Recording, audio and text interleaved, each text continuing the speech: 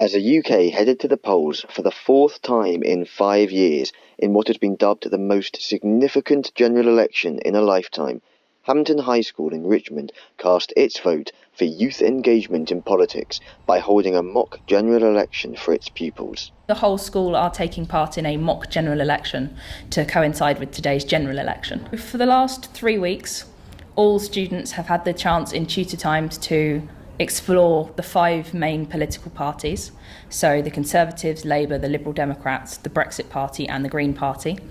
Each have had PowerPoints and things that have gone round to tutor groups, and they've been able to talk about their policies and talk about their leaders and why they think they'd be good or bad in Parliament. And today they get to vote as to who they think would be the best. Every student in the school is being given a ballot paper today.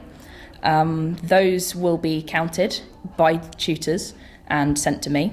Each tutor group is acting as a constituency, so whoever gets the most votes in that tutor group will win that constituency, like an MP wins a local seat.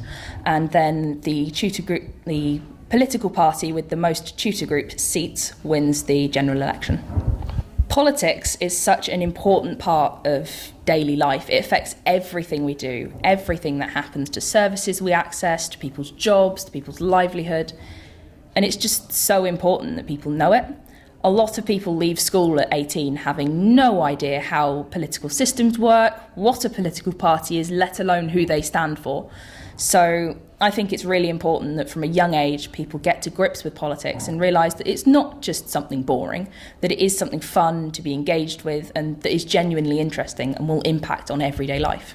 A lot of the students have been engaged. A lot of my sixth formers have particularly liked it because a lot of them didn't know much about politics before. A lot of them knew little bits and bobs, like they knew what democracy was, but didn't really know how that translates into everyday life. They didn't know what parties stood for what and things like that. So it's really helped, especially the ones that I've been able to see, really get to grips with their views and what they think politics should be.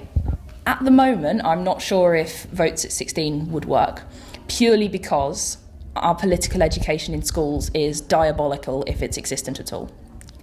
If political education was brought into the curriculum and if it was something that was properly explored by schools, then you'd have 16-year-olds coming out at the end of it with a view on what they want the world to be, who they want in power, and therefore having the ability to vote.